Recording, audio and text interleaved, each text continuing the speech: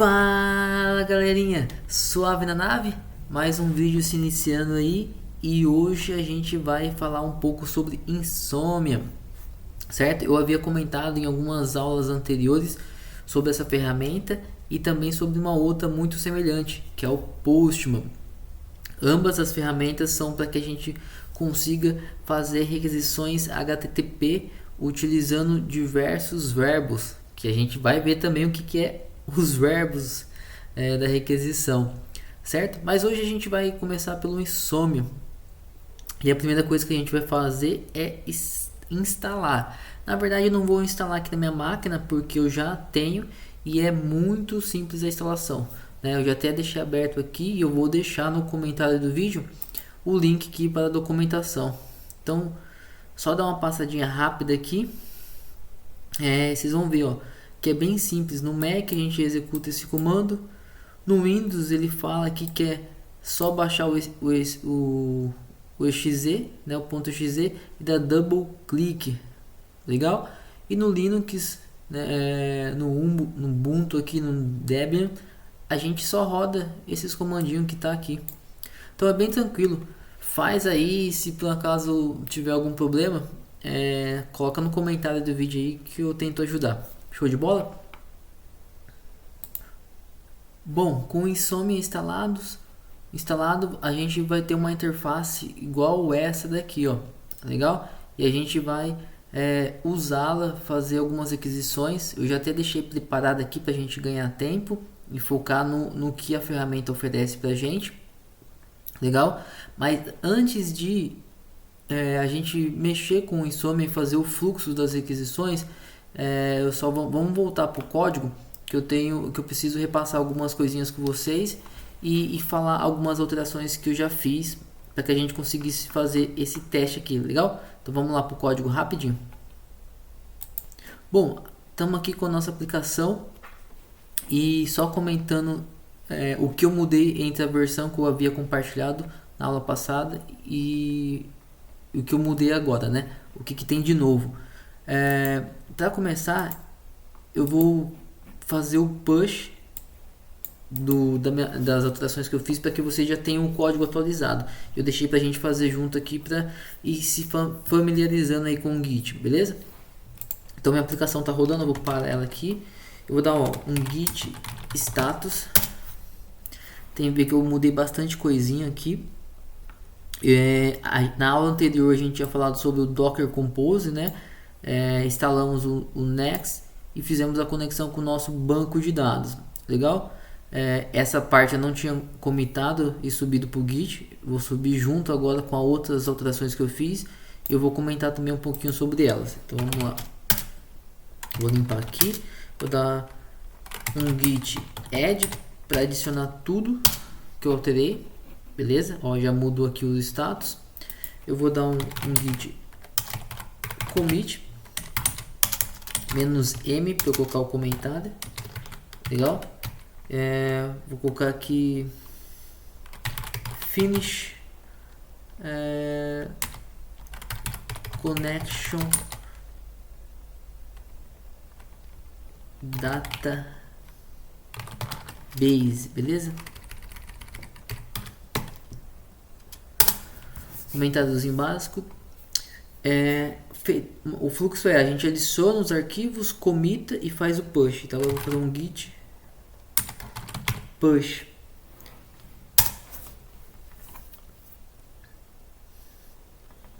Legal. Então as alterações já estão no Git. Se vocês quiserem, pode já fazer o download, fazer o clone para a máquina de vocês. Mas eu vou explicar agora o que eu fiz de novo aqui, fora a parte de conexão com o banco de dados utilizando o Next, beleza? Então vamos lá.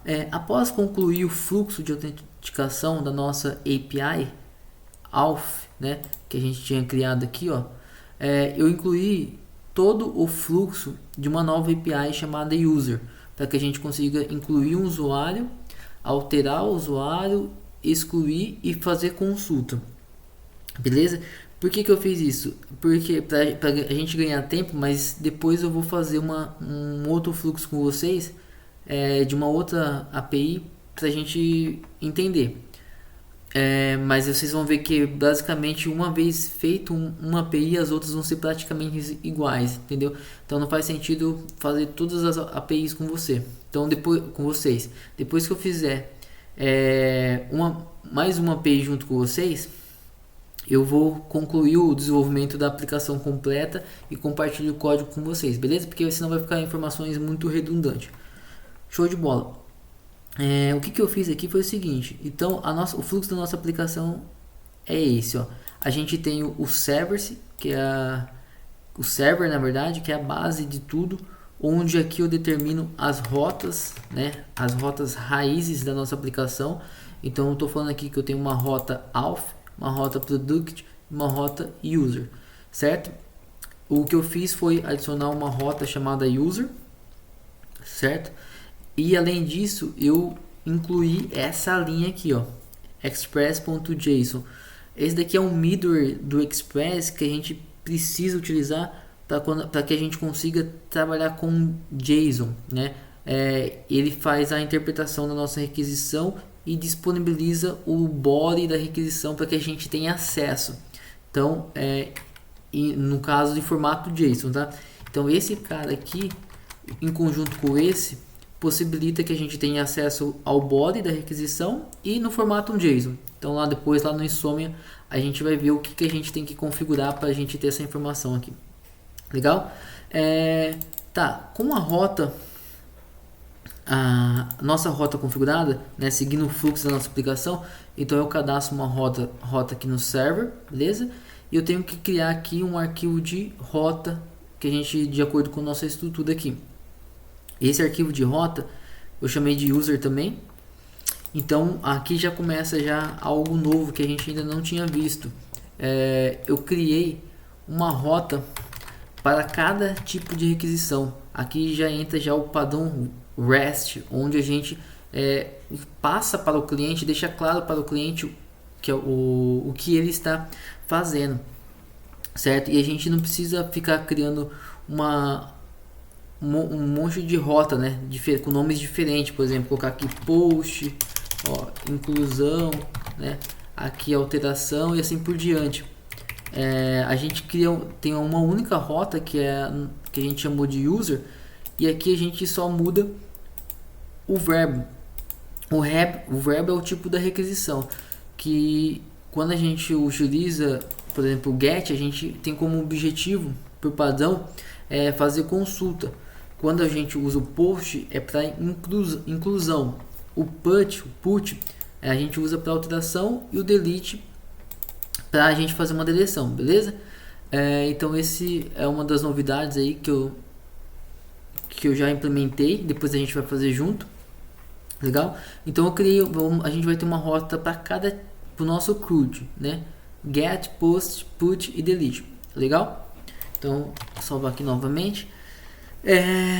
Depois configurada a rota, de acordo com a nossa arquitetura aqui, a gente tem o controller, né, que é o controller que vai interceptar, fazer a ponte entre a rota, que é como se fosse a nossa view, e a nossa service, que é onde estão as nossas regras de negócio. Então aqui no controller eu também criei um arquivinho chamado user, beleza? E coloquei já aqui as funções referente ao nosso CRUD. Então eu criei uma função find all aqui, que vai pegar todos os usuários sem filtro. Criei uma função create, que vai criar o usuário de acordo com o que vai vir no body. E criei uma função update para atualizar, mas o update e o remove eles ainda não estão funcionando. Qualquer coisa a gente faz junto agora, beleza? Mas o create já está funcionando, legal? Show de bola. Depois de passar pelo controller, na nossa arquitetura a gente vai para service, porque o controller vai chamar service. O controller só vai ficar responsável por tratar as requisições, tá vendo? Se é sucesso, se é erro. Aí na nossa services eu criei um arquivo também chamado user, e aqui sim eu faço a conexão com o banco de dados para poder buscar alguma informação e fazer aplicar alguma regra de negócio. Ah, vocês podem me perguntar, mas pô, não tá fazendo nada, né? Por enquanto a gente não tá fazendo nada, mas a ideia é deixar já separado, né, para que a gente centralize as regras de negócio na nossa service. Beleza? Então o fluxo é esse, galera. Ah, tá. Além da service, aí a gente tem a nossa entity aqui, né? Que é onde faz as ações de banco de dados propriamente ditas, né? Deixa eu abrir aqui a entity aqui, que a gente deixou em database, entities e user. Então aqui é onde faz a consulta com o banco de dados utilizando o Next. Show? Beleza, falei pra caramba, mas é bom para que a gente entenda o que a gente está fazendo. E agora, com esse fluxo pronto, vamos voltar para o Insomnia. Então vamos lá. Legal. Tá. Aqui no Insomnia, ó que bacana. Eu vou passar o Insomnia fazendo só um comparativo referente ao Postman, né? Depois a gente vai falar um pouquinho sobre o Postman. Mas o Insomnia, eu acho que ele tem uma interface mais enxuta, vamos dizer assim, mais clean. E para quem está começando é legal porque é mais fácil de usar. O Postman, na minha visão, eu acho que ele tem bastante mais recursos que o Insomnia. Tanto é que eu acho que na maioria das empresas a gente utiliza o Postman. Pelo menos aqui onde eu trabalho, todo mundo utiliza o Postman que eu conheço. Legal? Mas para quem está começando, o Insomnia é muito bom e eu gosto dele também para fazer minhas aplicações pessoais, beleza? Aqui, o que a gente precisa fazer para testar uma requisição, né? A gente precisa criar uma request. Eu já deixei criado aqui, mas eu vou criar mais uma só para a gente ver junto, ó, new request. Legal? Mas eu posso também criar um folder, new folder, e eu agrupo as minhas requisições de acordo com aplicações, com assuntos e assim vai. Então vou dar uma new request. Beleza? Eu posso dar um nome aqui, posso falar teste. Aqui eu seleciono qual que é o verbo que eu quero utilizar, né? Vou deixar o get aqui por enquanto. Vou dar um create. Legal? Aqui em cima a gente informa a nossa URL, nosso endpoint. Como a gente está fazendo uma aplicação local, é http://localhost, certo? Na porta 3000. E a nossa rota que a gente cadastrou é user. Legal? Então vou dar um send aqui para a gente ver. Nosso servidor não está startado. Vou voltar aqui. npm run dev. Vou dar um send aqui. Token inválido.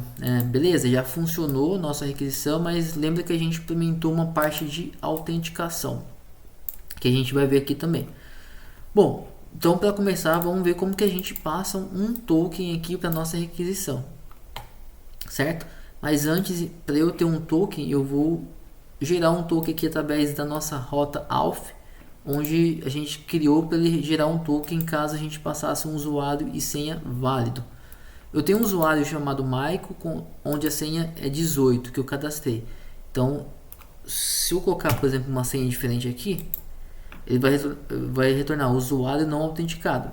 Se eu colocar a senha correta, ele vai retornar o token pra gente, porque o usuário foi autenticado. O que a gente tem que fazer? A gente tem que pegar esse token aqui, beleza? E na nossa requisição aqui, a gente vai fazer o seguinte. Aqui a gente pode usar o header e colocar authorization. Vamos ver se ele já completa aqui pra mim. Completa. Pode colocar aqui, certo? E aqui a gente também coloca, precisa colocar uma informação. Vou colocar aqui, ó.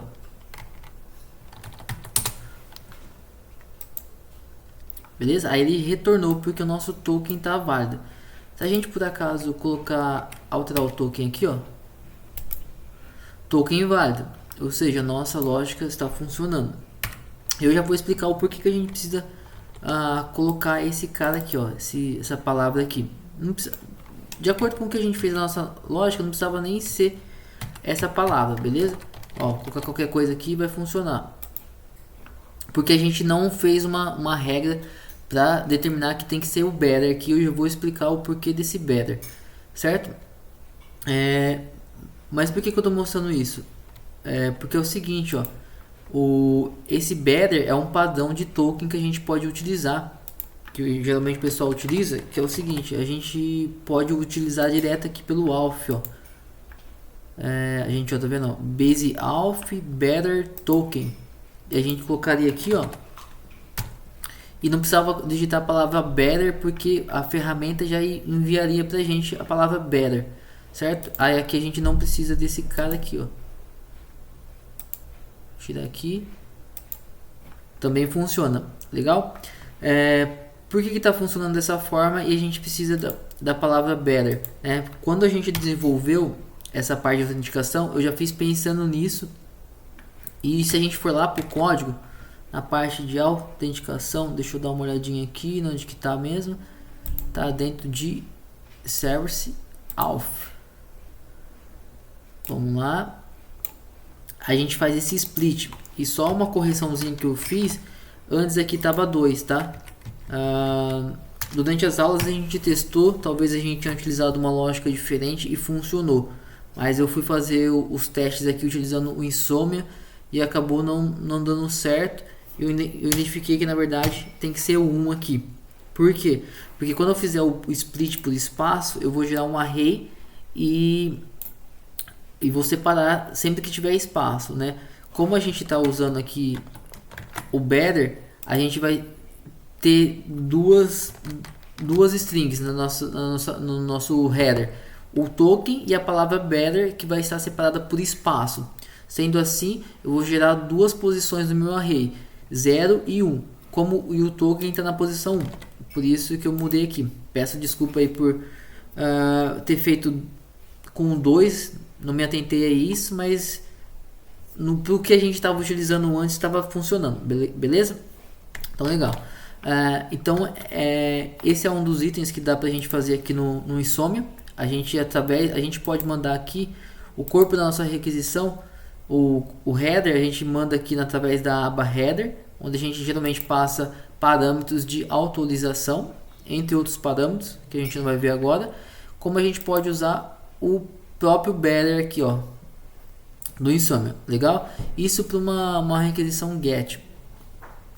O que mais dá pra gente fazer aqui? Vamos testar uma requisição POST, legal? Seguindo aí o nosso CRUD, então eu posso utilizar um GET.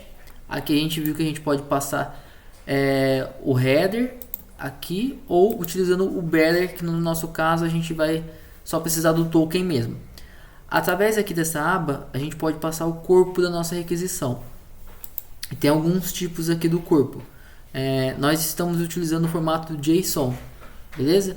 Então, se a gente quiser passar um corpo na nossa requisição, que vai vir num body, geralmente a gente utiliza quando a gente quer passar muitos dados. É por isso que a gente utiliza no Postman ou num body, porque imagina se a gente quer passar muitos dados e a gente colocasse na URL, ia ficar muito grande a nossa URL, né? Então, por padrão, geralmente a gente passa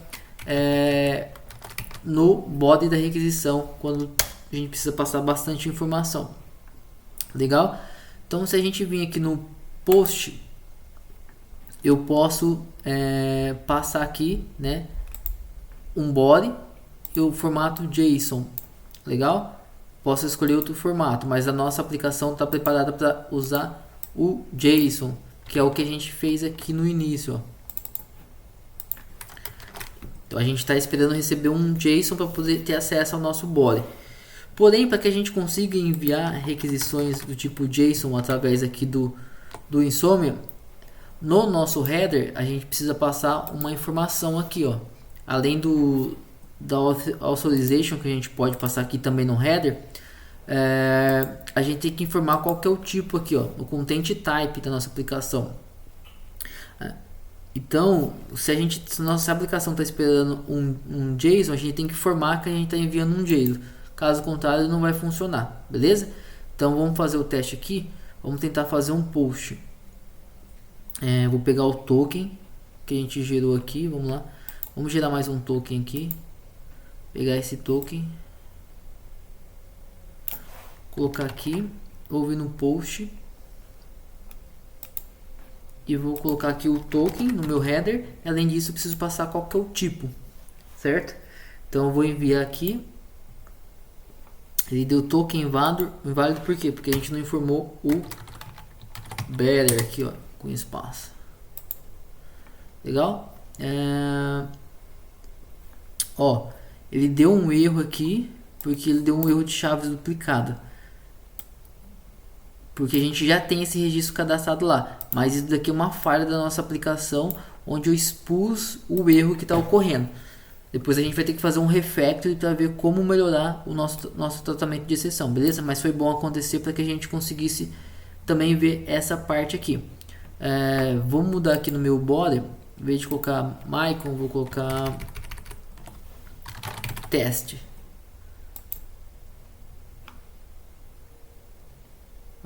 Deu um outro erro aqui também. Vamos ver se inseriu, que talvez a nossa aplicação não esteja retornando de forma correta. Vamos ver aqui o que aconteceu. Vou aqui no user e vou dar um get. Tem que pegar o token novamente.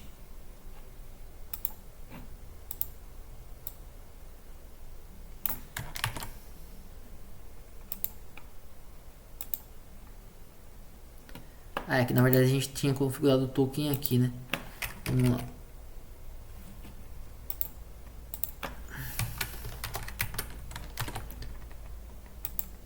Ó, ele inseriu, nosso post ele funcionou em partes. Ele inseriu o novo registro, porém a gente vai precisar tratar o retorno porque está dando problema, né? Ele deu esse erro aqui, certo? Na hora de retornar.